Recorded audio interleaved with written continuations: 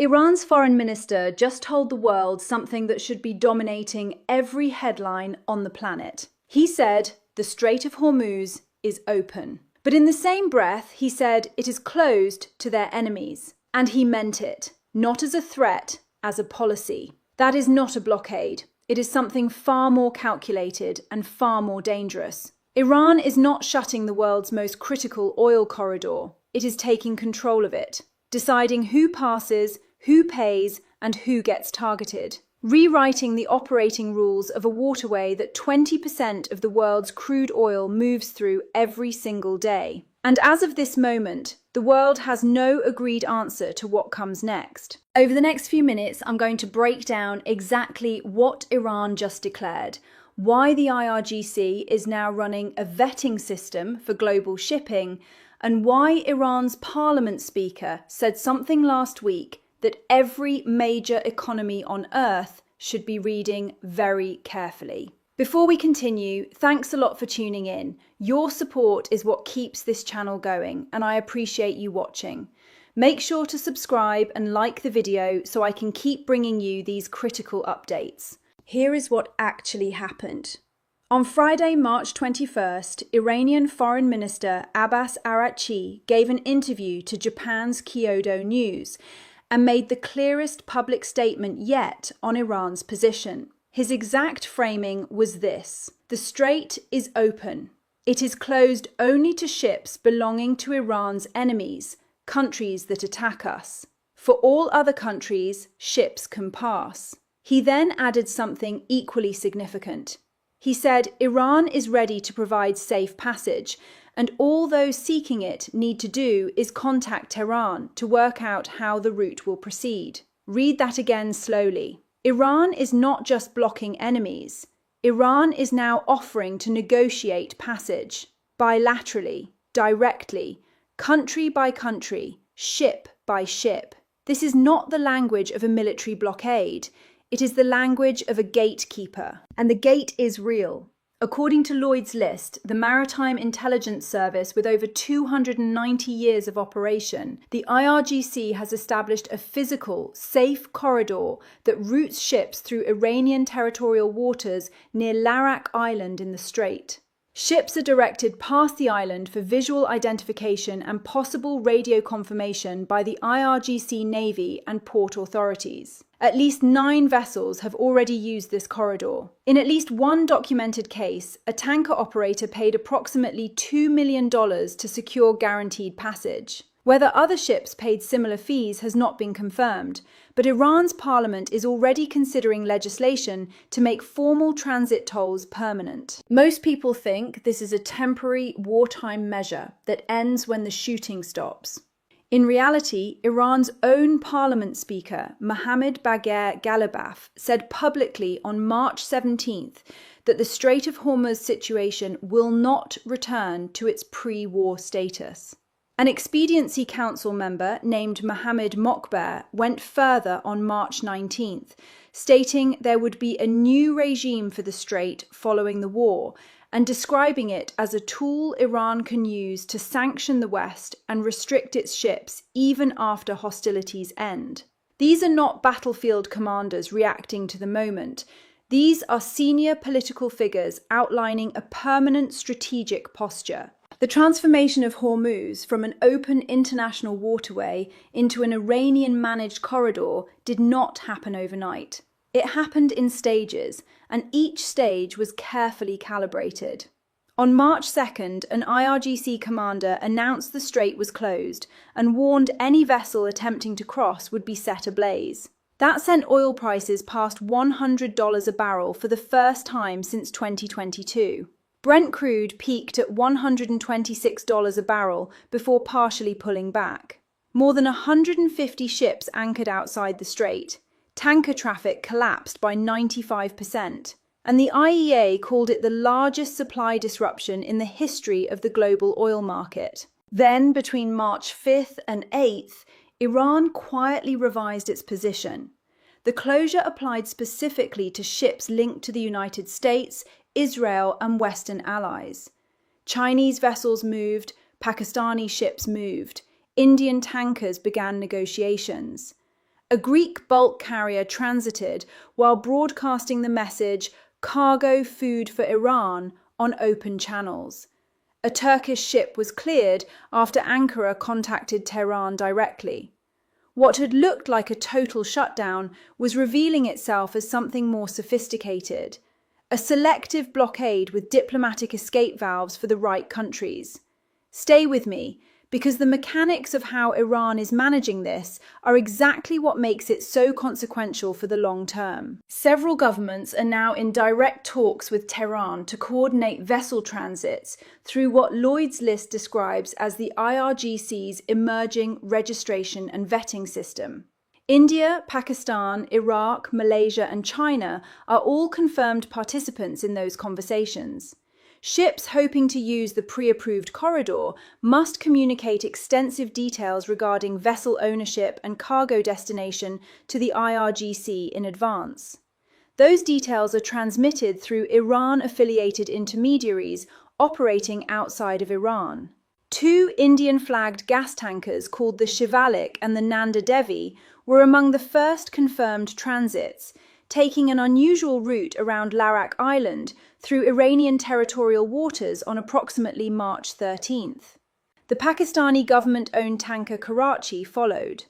Others have come since, with automatic identification system transponders switched off on the approach and reactivating near the Iranian coastline. What Iran has effectively built in 3 weeks of conflict is a checkpoint system for the world's most important oil route.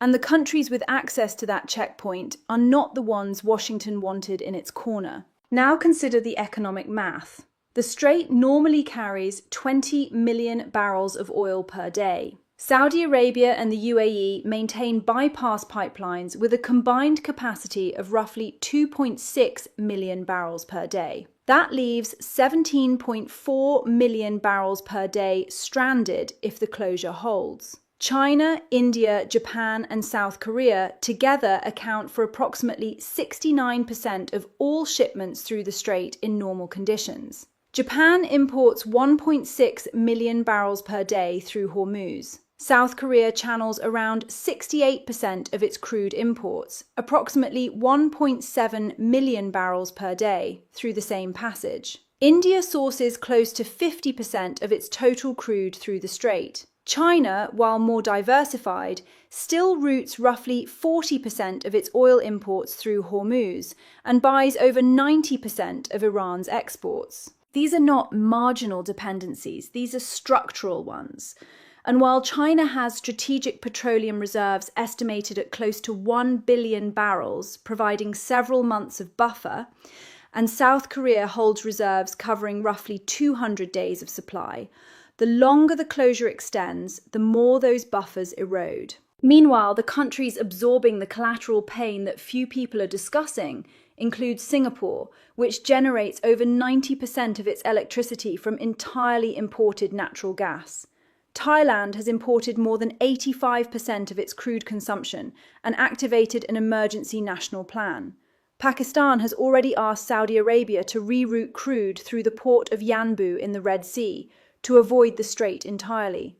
Bangladesh, which sources 72% of its LNG imports from Qatar and the UAE, is facing acute pressure.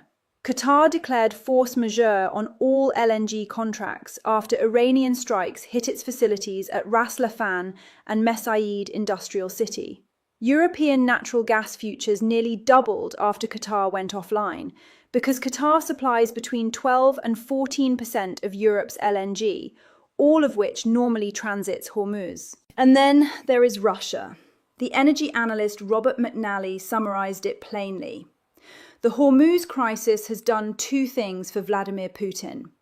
It lifted the overall price of crude oil, and it eliminated the discount Russia was forced to accept when selling under sanctions.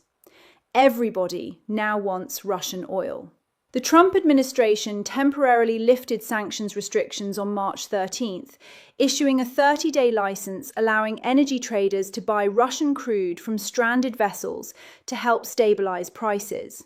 Russia, according to the Financial Times, is positioned to gain approximately $150 million per day from its oil sales as a result of Hormuz's disruption, allowing Moscow to meet and exceed its wartime budget needs. You do not have to look far to understand why Russia has not been racing to help reopen the corridor.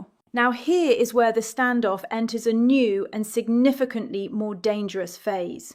On Saturday, March 22nd, President Trump posted on Truth Social, setting a 48-hour deadline. His exact language was that if Iran did not fully open the strait without threat, the United States would hit and obliterate Iran's power plants, starting with the biggest one first. The national average gas price in the United States had reached $3.94 per gallon. Brent crude was running at $112 a barrel, nearly 50% higher than before the war began. Trump was under enormous domestic pressure and was looking for a lever. Iran's response came within hours, and it was categorical. The IRGC's operational command, Khatam al-Anbiya, stated that if the United States carries out strikes on Iran's power plants, the strait will be completely closed and will not be reopened until destroyed power plants are rebuilt. Iran's parliament speaker, Ghalibaf, warned that energy infrastructure, critical infrastructure, and oil facilities throughout the entire region would be, in his words, irreversibly destroyed. Iran's ambassador to the UN told the Security Council that attacking power plants would constitute a war crime. And Trump himself, in a separate statement to reporters, said NATO allies had refused his request to join a naval coalition to escort ships through the strait, though he added the US would handle it alone if necessary. France's Emmanuel Macron was explicit. France will not participate in operations to open or liberate the Strait of Hormuz in the current context. Australia ruled out sending ships. Japan declined to deploy navy vessels. The alliance Trump was counting on to reopen the world's most important oil passage declined to show up. And Iran's parliament speaker told the world the route will never look the same regardless. Most people assume this conflict is essentially about Iran and Israel trading missiles. In reality, the Strait of Hormuz battle is the version of this war that has the most direct consequences for the global economy, and it is the version Iran has the most leverage in. Here is why. Under international law, specifically the UN Convention on the Law of the Sea, ships have the right of transit passage through international straits.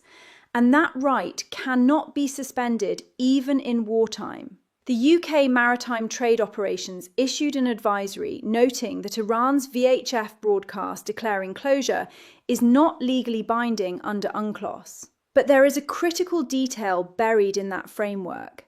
Iran never ratified UNCLOS. It claims the older regime of innocent passage applies to Hormuz, which gives the coastal state significantly more discretion over who passes and under what conditions.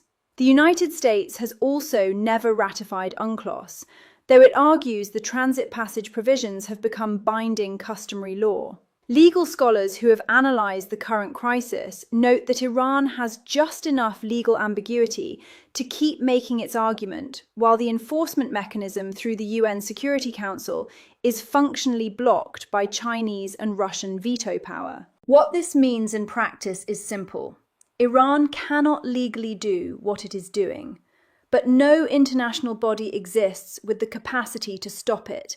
And the countries that could stop it militarily are either divided, reluctant, or exhausted. And that gap between what is legally correct and what is practically enforceable is exactly where Iran has planted its flag. The IRGC is not just blocking Western ships, it is constructing a parallel maritime system for the post-war world. Countries that want access negotiate directly with Tehran. Ships that want to move provide their cargo details to IRGC-affiliated intermediaries. Operators who can pay $2 million per transit do so quietly. Everyone else waits outside. There is a word for a waterway operated on these terms. It is called a toll road. And the entity collecting the toll, deciding who pays, who passes, and who gets targeted is the Islamic Revolutionary Guard Corps. The broader picture of where this leads is the part neither Washington nor Tehran has been willing to say out loud. Iran's parliament speaker already told the world the strait will not return to its pre-war status. An Expediency Council member described a new regime for the strait as a permanent strategic asset. Iran is considering formal transit fees as legislation. The IRGC is formalizing a vetting and registration system for approved vessels. Countries from India to Japan to Turkey are in direct diplomatic contact with Tehran to negotiate individual transit rights that would have been unthinkable 2 months ago. Every ship that clears IRGC vetting to pass through a corridor inside Iranian territorial waters is a country that has, in that moment, acknowledged Iran's authority over the world's most important oil passage. Not legally, not formally, but practically. One negotiation at a time, one cleared vessel at a time, Iran is extracting political recognition from the global energy order that no military campaign, no matter how intensive, has been able to force. This is what 23 attacks on merchant ships, a 95% drop in tanker traffic, Brent crude at $126 a barrel, and the largest global energy disruption since the 1970s has purchased for Iran. Not a victory on the battlefield, a permanent seat at the table of every conversation about who gets access to global oil markets. Whether Trump's 48-hour ultimatum produces any movement, whether the US and Iran find a channel to de-escalate, whether the IRGC's vetting system becomes formalized into a permanent fee structure, none of those questions have been answered yet as of today. What has been answered is the one question that matters most. The Strait of Hormuz, as a freely navigable international waterway, is now, in practice, if not in law, a managed corridor. And the manager is Tehran. The rules it operates under are not the ones written in 1982 at the UN Convention on the Law of the Sea.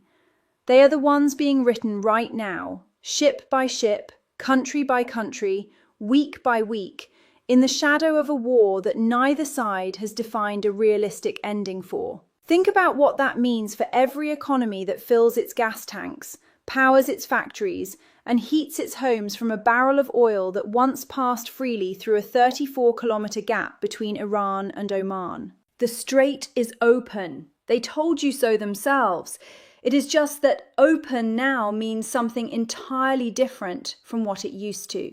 Thanks a lot for watching. I really appreciate your support. Join the discussion in the comments below. Who do you think gains the most from a permanent Iranian checkpoint at Hormuz? Do you think any Western coalition can restore free navigation? Let me know. Please subscribe and like the video if you want to stay updated, and click the video on screen to see another. I'll see you soon.